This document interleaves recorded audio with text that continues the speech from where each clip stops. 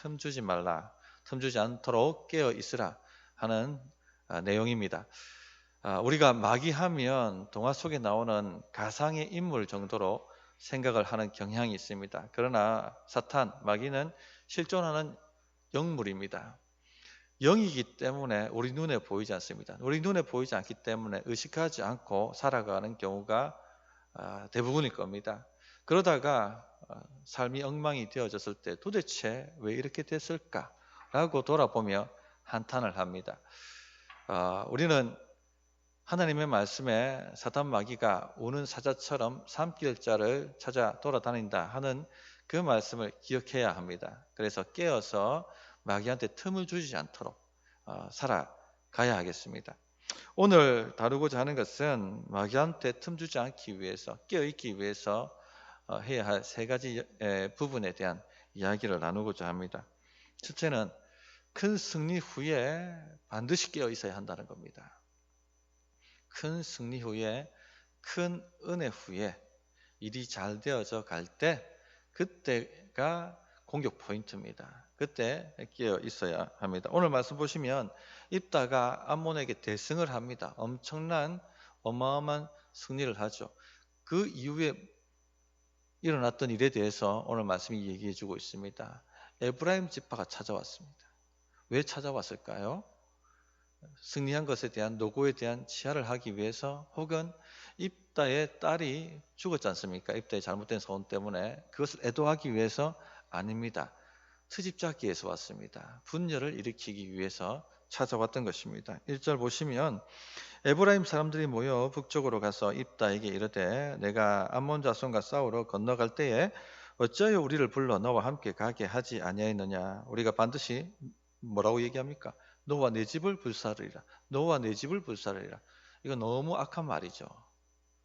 목숨 걸고 18년 동안 이스라엘을 지배했던 암몬과 싸웠던 그 싸움에서 대승을 하고 이스라엘을 암몬의 18년 압제에서 건져낸 사람에게 할 말은 아닌 것이죠. 너와 내 집을 불사르리라. 이처럼 사탄은요, 엄청난 승리 혹은 큰 은혜 후에 반드시 공격해 들어온다. 그러므로 깨어 있어야 한다 하는 것을 우리에게 알려주고 있는 것입니다. 에브라임이 트집을 잡았는데 이 트집은 생트집입니다. 1절부터 3절의 입다의 얘기를 들어보면 그것을 알 수 있죠. 입다가 그들에게 이르되 나와 내 백성이 암몬 자손과 크게 싸울 때에 내가 너희를 부르되 너희가 나를 그들의 손에서 구원하지 아니한 고로 나는 너희가 도와주지 아니하는 것을 보고 내 목숨을 돌보지 아니하고 건너가서 암몬 자손을 쳤더니 여호와께서 그들을 내 손에 넘겨주셨거늘 너희가 어찌하여 오늘 내게 올라와서 나와 더불어 싸우고자 하느냐 하니라. 이 무슨 말입니까? 입다가 도와달라고 소집 통지를 했다는 것이죠. 그러나 이들이 도와주지 않았습니다. 그러나 입다는 낙심하지 않고 용기를 내어서 믿음을 가지고 암몬을 치러 들어갑니다. 하나님께서 크게 은혜를 베푸셔서 암몬을 이겼다는 겁니다. 그런데 이제 와서 암몬하고 싸울 때는 전혀 통지해도 들은 척도 하지 않고 도와주지도 않다가 이제 큰 대성을 이루고 뭔가가 있으니까 와가지고 나와 싸우려고 다투려고 하느냐. 지금 이렇게 입다가 얘기해 주고 있는 것입니다. 멀쩡한 정신 가지고 사람이 어떻게 이렇게 할 수 있습니까? 상식만 가져도 이렇게 하지는 못합니다. 그죠? 그런데 이런 일이 일어납니다. 일어나요. 지금 우리 일상에도. 왜 그럴까요? 마귀가 충동질하면 이렇게 되는 겁니다. 그렇기 때문에 누가 이렇게 트집을 잡을 거라고 상상이나 했겠습니까? 치하를 하면 치하를 했지 누가 이렇게 생트집 잡을 거라고 상상이나 했겠습니까? 그런데 이렇게 들어온다는 겁니다. 마귀는 이런 수법으로 똑같이 공격해 들어옵니다. 그렇기 때문에 잘 될 때 조심하셔야 됩니다. 큰 은혜가 있을 때, 또 큰 승리가 있을 때, 잘 되어갈 때 우리 마음이 어떻게 됩니까? 붕 뜨게 되죠. 교만해지기도 합니다. 이럴 때 마귀가 툭 하고 들어오는 겁니다. 다윗이 언제 죄로 넘어졌습니까? 광야에서 사울에게 쫓김을 당할 때는요, 죄를 지으려고 해도 지을 수가 없었습니다. 왜 그렇습니까? 오직 하나님밖에 바라볼 수 없는 상황이었어요. 하루하루를 하나님이 도와주시지 않으면 살아낼 수 없는 상황이었기 때문에 모든 영적인 초점과 에너지를 다 집중해가지고 하나님을 바라볼 수 없게 없을 수밖에 없는 그런 환경이었거든요. 이럴 때는 마귀가 틈을 타지 못합니다. 깨어 있으니까. 근데 다윗이 언제 죄에 굴복하고 넘어집니까? 언제 시험과 유혹에 무너집니까? 왕이 되죠. 광야 시대를 끝나고 왕이 되지 않습니까? 그리고는 주변의 모든 대적들을 다 점령합니다. 애굽 강에서 유브라데스 강까지 하나님 약속하셨던 모든 땅을 점령하고 통일 이스라엘을 만들고, 그렇게 되었을 때, 큰 승리 후에 큰 은혜가 있을 때, 잘 될 때 마음이 어떻게 됩니까? 붕 떠버리죠. 교만해집니다. 이때 다윗이 궁중 위를 거닐다 밧세바를 보고 그 마귀가 주는 유혹과 시험에 그냥 굴복해버리지 않습니까? 이렇게 들어온다는 겁니다. 엘리야가 언제 넘어졌습니까? 아합을 피해서 엘리야가 광야에서 숨어 살 때 무너지지 않습니다. 왜냐하면 환경 자체가 주님밖에 바라볼 수 없는 상황이거든요. 하루하루 주님이 주시는 은혜와 능력으로 살아낼 수밖에 없기 때문에, 이럴 때는 깨어있기 때문에 무너지지가 않습니다. 그런데 언제 무너집니까? 갈멜산에서 850명의 바알 아세라 선지자와 싸웠을 때, 그죠? 큰 은혜가 임하죠. 불이 하늘에서 임했습니다. 그리고 3년 6개월 동안 비가 오지 않았는데 엘리야의 간절한 기도로 그날 비가 왔습니다. 백성들은 환호하고 큰 은혜가 임하죠. 큰 승리가 임하죠. 그런데 그날 밤입니다. 그날 밤. 하루 지난 것도 아니고 그날 밤에 이세벨의 말에 완전히 사람이 넋이 나가가지고 혼비백산하지 않습니까? 붕 떠버리거든요. 잘 될 때 교만해지기도 하고. 이럴 때 공격이 들어온다. 반드시 그렇습니다. 그러므로 일이 잘 될 때 깨어 있어야 합니다. 교회적으로도 마찬가지죠. 초대교회 때 얼마나 성령 충만하고 은혜가 넘칩니까?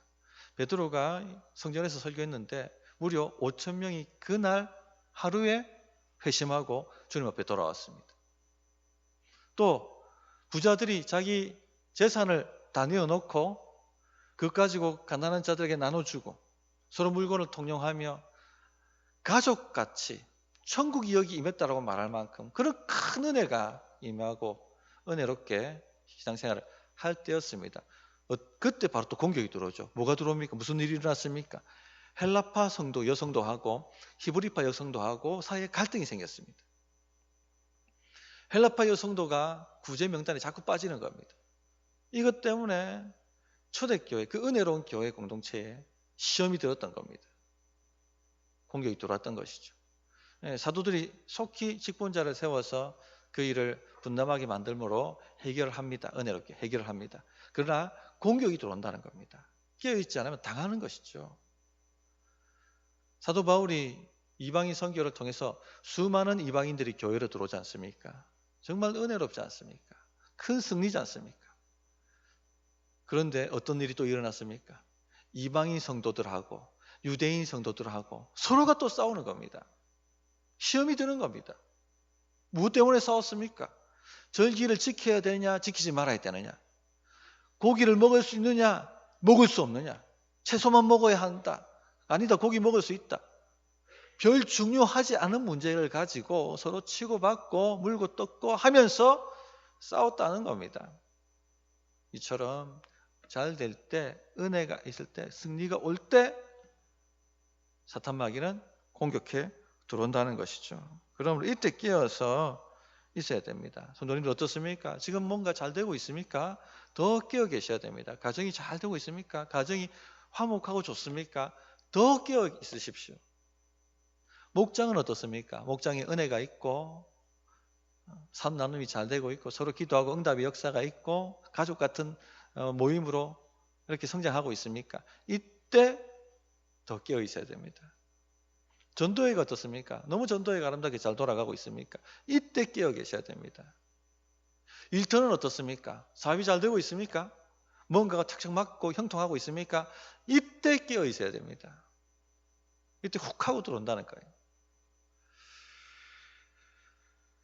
깨어있지 않으면 하나님의 도구가 아니라 마귀의 도구로 전락할 수가 있습니다. 그래서 두 번째 우리가 깨어 있어야 될 때 마귀의 도구가 되지 않도록 깨어 있어야 한다는 것입니다. 이 마귀의 도구가 된다는 것이 참 무서운 일이죠. 이 사사기나 역사서를 읽어보면 늘 이스라엘을 분열하게 만드는 일에 쓰임받았던 지파가 있습니다. 마귀의 도구가 되었던 지파가 있죠. 어떤 지파입니까? 에브라임 지파입니다. 오늘 또 그 일을 하고 있는 에브라임 지파. 한두 번 이렇게 뜬 게 아니에요. 이 지파가. 트집 잡았던 게 오늘의 일이 아닙니다. 언제 또 이 지파가 트집을 잡았습니까? 에브라임 지파가. 기돈이 300명 가지고 미디안을 쳐서 엄청난 승리를 거뒀을 때 트집 잡고 나온 지파가 에브라임 지파입니다. 기억나십니까? 사사기 8장 다룰 때 이 이야기를 해드렸습니다. 사사기 8장 1절에 보면 에브라임 사람들이 기드온에게 이르되 내가 미디안과 싸우러 갈 때에 우리를 부르지 아니하였으니 우리를 이같이 대접함은 어찌 됨이냐 하고 그와 크게 다투는지라. 참 비겁한 지파가 아닙니까? 위험할 때는요 나타나지 않습니다. 힘든 일 할 때는요 나타나지 않습니다. 그러나 큰 은혜가 있고 승리가 있은 후에 그 공로를 나누고 전리품을 나누고 할 때는 싹 나타납니다. 그리고는 주도권을 잡으려고 하는 것이죠. 남들은 목숨 걸고 수고했는데 자기는 손 하나 까딱 안 해놓고 뭔가 은혜가 있고 뭔가 일이 되면은 이러다가 내가 뒤처지겠다 싶으면 탁 나타나서 주도권 싸움을 합니다. 이것이 바로 에브라임입니다. 에브라임. 왜 에브라임 지파가 이처럼 마귀의 도구로 전락했을까요? 에브라임 지파하고 유다 지파는 이스라엘 지파 중에서 가장 강성한 지파입니다. 인구 면에 있어서도 굉장히 컸고요. 또 그들이 지배하고 있는 지역 면에 있어서도 굉장히 좋은 곳이었습니다. 그러니까 이 에브라임 지파는 지파 자부심이 대단한 거예요. 그리고 누가 다 주도권을 잡아야 됩니까? 이스라엘 대소사에. 자기가 다 주도권을 잡아야 되는 겁니다. 이런 성향을 가지고 있을 때 마귀의 도구가 될 수 있다는 것을 이들은 몰랐던 것입니다. 이런 성향을 가지고 있으면 마귀의 도구로 전락할 수 있고 틈을 줄 수 있다는 것을 알아야 합니다. 자, 솔로몬 왕 이후에 이스라엘 백성 통일 이스라엘 나라가 남유다 그리고 북이스라엘로 분열이 되지 않습니까? 이때에 또 마귀 노릇한 지파가 어떤 지파인 줄 아십니까? 에브라임 지파입니다.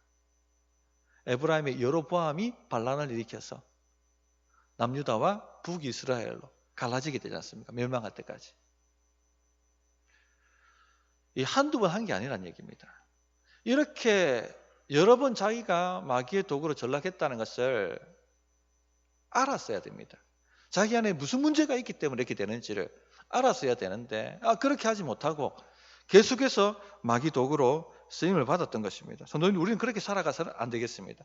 혹 우리 성도님들 안에 자꾸 주도권을 잡고 싶어하는 성향이 강한 분이 있다면, 으뜸되려고 하는 성향이 강한 분이 있다면 내가 자칫 잘못하면은 마귀의 도구로 전락할 수 있다 하는 것을 알고 계셔야 됩니다. 이런 사람들은 열심히 있는 사람들입니다. 자기 뜻을 주장하는 사람입니다. 모든 일이 내 뜻대로 좀 내 의견대로 되어져야만 이 직성이 풀린 사람들입니다. 교회 한마디로 일꾼들이죠. 그런데 이 사람들이 성령의 도구가 될 수도 있고 마귀의 도구가 될 수도 있습니다. 이 한 끗 차이거든요. 그걸 깨닫고 항상 틈을 주지 않도록 해야 하는 겁니다. 요한 3서 1장 9절 10절에 보면 내가 두어 자를 교회에 썼으나 그들 중에 으뜸되기를 좋아하는 디오드레베가 우리를 맞아들이지 아니하니 그러므로 내가 가면 그 행한 일을 잊지 아니하리라. 그가 악한 말로 우리를 비방하고도 오히려 부족하여 형제들을 맞아들이지도 아니하고 맞아들이고자 하는 자를 금하여 교회에서 내쫓는도다. 으뜸되기를 좋아하는 디오드레베가 사도 요한의 권위를 무시하고 사도 요한을 비방하며 또 그가 보낸 사역자들을 쫓아내고 맞아들이려고 하는 사람도 쫓아내었다라고 이야기를 합니다. 마귀의 도구가 되었던 것이죠. 그러므로 내 안에 으뜸되려고 하는 성향이 있다면, 내 뜻대로 다 모든 걸 주장해야 된다는 그런 성향이 강하다면 우리 다 알지 않습니까? 그죠? 자기 알잖아요, 자기. 그럼 조심하라는 얘기입니다. 내가 자칫 잘못하면 마귀의 도구로 전락할 수 있겠구나. 혹 세우신 권위에 대해서 자꾸 무시하는 생각이 들고 비방하고 불만을 가지고 자꾸 그렇게 내가 신앙생활이 된다 하면 이거는 굉장히 지금 마귀한테 틈을 주고 있는 겁니다. 지금 보십시오. 에브라임 지파가 기름 부은 사사에게 그 권위를 무시하고 도전합니다. 너와 내 집을 불사르리라. 그리고 왜 우리를 부르지 않았느냐? 생트지를 잡으면서 비방하고 불만을 표시하고 있죠. 근데 유다서를 보면 이런 일들이 초대교회 때 일어났을 뿐만 아니라 앞으로도 일어날 것이다라고 우리에게 경고해 줍니다. 유다서 1장 18절 19절에 보면 그러한데 꿈꾸는 이 사람들도 그와 같이 육체를 더럽히며 권위를 업신여기며 영광을 비방하는도다. 이 사람들은 원망하는 자며 불만을 토하는 자며 그 정욕대로 행하는 자라. 이 사람들은 분열을 일으키는 자며 욕에 속한 자며 성령이 없는 자니라. 이런 일들은 얼마든지 교회 안에서 일어날 수 있습니다. 그런데 무엇 때문에 이렇게 할까요? 무엇 때문에? 거룩한 목적 자체가 없습니다. 그냥 내 뜻이 관철되기를 원하는 겁니다. 그냥 내가 마음대로 하고 싶은 겁니다. 주도권을 잡고 싶은 겁니다. 교회가 깨어지든지 교회가 박살나든지 교회가 흔들리든지 뭐 그런 거 상관하지 않습니다. 아무 생각이 없는 것이죠. 마귀한테 틈을 주지 않으려면은 주님 안에서 같은 뜻을 품어야 됩니다. 같은 마음을 품어야 됩니다. 빌립보서 4장 2절에 보면 내가 유오디아를 권하고 순두계를 권하노니 주 안에서 같은 마음을 품어라 이렇게 고변했습니다. 이 빌립보 교회에서도 유오디아와 순두계라는 두 지도자들이 서로 팔을 나누어서 갈등하고 싸웠습니다. 마귀 도구된 것이죠. 이런 일이 일어난단 말입니다. 어떻게 이것을 막을 수 있습니까? 주 안에서 같은 마음을 품으라. 결국 교회 갈등의 원인이 뭡니까? 자기 소견에 옳은 대로 교회가 이랬으면 좋겠다 라고 생각하는 것 때문에 그래요. 자기 뜻대로 하고 싶은 것이죠. 내 의견에 교회는 이래야 하는데 그렇지 않으니까 불만이 생기는 겁니다. 내 의견에 목장은 이래야 되는데 그렇지 않으니까 불만이 생기는 겁니다. 이 불만이 모여서 불평이 되고 파가 되어지고 교회를 분열하게 되는 마귀의 도구로 쓰임을 받게 되는 것입니다. 우리 성도님들, 여기 계신 성도님들은 교회가 해야 될 가장 중요한 일이 무엇이라고 생각합니까? 이런 질문을 아마 던졌을 때 다양한 생각들이 다 있을 거예요. 나는 교육부서가 제일 중요하고 우선순위가 돼야 된다고 생각합니다. 저는 예배 드리는 것이, 그래서 예배 장소나 성가대나 이런 모든 것이 우선순위여야 한다고 생각합니다라고 말할 수도 있고, 어떤 분들은 구제가 나는 제일 중요하다고 생각합니다. 가난한 자 돌보라고 하지 않았습니까? 이렇게 얘기할 수도 있고, 저는 해외 선교지를 돕는 것이 제일 중요하다고 생각합니다. 그렇게 말씀하실 수도 있겠습니다. 각자가 다 의견과 생각이 다 다릅니다. 이것 때문에 대부분 갈등이 생기죠. 불만이 생깁니다. 이런 생각 차이, 이런 생각, 무엇이 중요한가 하는 것에 대한 이 생각 차이 때문에 대부분 갈등이 생깁니다. 목회자에 대한 불만도 왜 생깁니까? 자기 의견에는, 자기 생각에는 목사님이 이렇게 해줘야 되겠다고 생각하는데 그렇게 하지 않을 때 불만이 생기지 않습니까? 즉, 교회가 해야 될 중요한 우선순위의 일에 있어서 목사의 생각과 본인의 생각이 다르기 때문에 불만과 불만족이 생기는 것입니다. 자, 그러면 어떻게 됩니까? 이런 것이 다 마귀한테 틈을 줄 수 있는데 어떻게 됩니까? 주 안에서 같은 마음을 품으면 되는 거예요. 주님의 생각이 무엇인지 내 생각을 다 내려놓으십시오. 주님의 생각이 무엇인지 거기에 내 마음을 맞추면 되는 겁니다. 그럼 주님은 교회에서 교회가 해야 될 가장 중요한 일이 뭐라고 생각하십니까? 여기에 맞추면 되는 것이죠. 주님은 뭐라고 생각하십니까?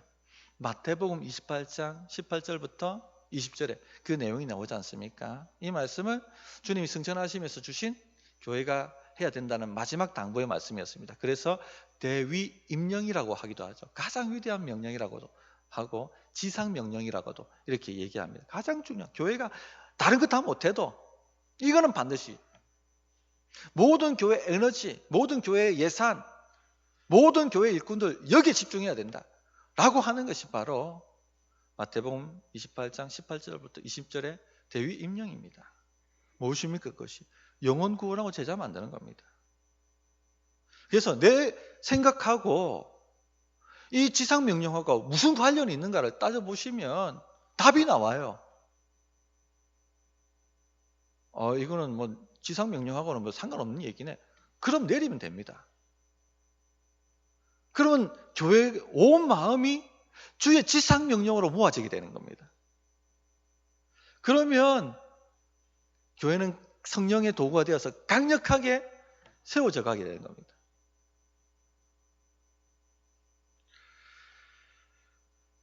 자꾸 사명 중심의 생각으로 우리 생각을 만들어 가야 됩니다. 그래야지 교회는 갈등이 없고요. 힘 있는 교회가 되고 성령의 역사가 넘쳐나는 교회가 되게 되는 것입니다. 세 번째 주의하고 깨어 있어야 될 부분은요. 혈과 육으로 대응하지 않기 위해서 깨어 있어야 합니다. 이건 우리가 너무나 잘 알고 있는 영적 전쟁의 원리지 않습니까? 혈과 육으로 대응하면 서로 깊은 상처를 줍니다. 가장 피해야 할 부분이 뭐냐? 혈과 육으로 대응하는 것입니다. 에브라임 지파가 이 분열을 조정할 때 두 가지 반응을 할 수 있습니다. 하나의 반응은 기드온이 했던 반응이었고 나머지 하나의 반응은 입다가 했던 반응입니다. 기드온은 어떻게 반응합니까? 기드온은요 혈과 육으로 대응하지 않습니다. 분열을 피해버리죠. 마귀한테 말려들지 않습니다. 사사기 8장 2절부터 3절에 보면 기드온이 그들에게 이르되 내가 이제 행한 일이 너희가 한 것에 비교되겠느냐? 에브라임의 끝물 포도가 아비에셀의 만물 포도보다 낫지 아니하냐? 하나님이 미디안의 방백 오렙과 스웹을 너희 손에 넘겨주셨으니 내가 한 일이 어찌 능히 너희가 한 것에 비교되겠느냐 하니라. 기드온이 이 말을 하매 그때 그들의 노여움이 풀리니라. 지혜로운 거죠. 혈과 육으로 반응하지 않았습니다. 자, 만물 포도가 낫습니까? 끝물 포도가 낫습니까? 당연히 만물 포도가 좋습니다. 그런데 기드온의 만물 포도보다 에브라임의 끝물 포도가 더 낫지 않냐. 이렇게 자기는 낮추고 에브라임을 콱 하고 높여준 것입니다. 즉 자기가 300명 이끌고 미디안을 쳐서 이 전쟁을 승리로 이끈 것보다 당신이 그 도망치는 미디안의 두 사령관 오획과 수앱 잡은 것이 더 낫지 않느냐라고 높여줘 버린 거예요. 아예 겸손해져 버린 것이죠. 틈을 주지 않았던 것입니다. 그러자 그냥 싸울 건덕지가 없지 않습니까? 그러니까 싸우려고 하다가 없으니까 싹 사라져 버리는 겁니다.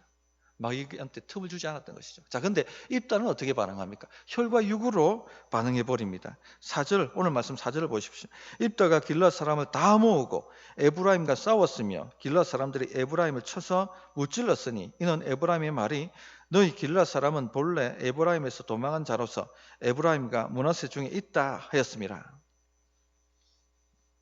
이는 에브라임의 말이 너희 길앗 사람은 본래 에브라임에서 도망한 자로서 에브라임과 므낫세 중에 있다 하였습니다. 이 말이 발끈했던 것입니다. 길앗은 에브라임에 있다가 떨어져 나온 난민 같은 존재, 우리 영토에 빌붙어 사는 그런 존재가 어떻게 주도권을 잡는단 말이야. 이 말에 입다와 길앗 사람들이 뚜껑이 열려버린 것입니다. 다 죽여버려 그냥 이거. 그리고 요단 강 나루터를 장악하고 테러를 막고 이제 흩어져 요단을 건너서 돌아가려고 하는 에브라임 사람들을 색출해내서 가차없이 죽이기 시작합니다. 이 에브라임 사람들이 이 시네물이라는 히브리어 단어 쉽볼렛을 제대로 발음 못해요. 십볼렛을 이렇게 발음하는 겁니다. 우리 경상도 사람들이 쌀을 뭐라고 발음합니까? 살이라고 발음하죠. 나루터 잡으라고 쌀 발음해봐 하면 살 하면 다 죽여버린 거예요. 그래서 죽인 사람이 얼마? 42,000명이나 죽었습니다. 누가 승리했습니까? 입다가 승리했습니까? 아니죠. 누가 승리했습니까? 입다를 충동시킨 마귀가 승리한 것입니다. 누굴 죽였습니까? 하나님의 백성을 죽인 거예요. 자기 형제와 자매를 죽여버린 것입니다. 결국 입다가 사사가 된 지 6년 만에 죽었다라고 오늘 말씀은 끝을 맺고 있습니다. 성경에서 6은 상징적으로 미완수입니다. 미완수. 완전수는 뭡니까? 7이죠. 주님이 7일 만에 세상 창조하셨기 때문에. 뭔가가 완성되지 않고 6년 만에 죽었다. 너는 더 이상 안 되겠다고 하나님이 빨리 데려가 버리신 것입니다. 이런 놔둬가지고는 안 되겠다 싶으니까. 입다는요, 인간적으로 리더의 자질이 있는 사람이었습니다. 큰 인물이 될 만한 사람이었고 큰 사사가 될 만한 사람이었습니다. 그는 용사 중에 용사였고 싸움을 잘하는 사람이었습니다.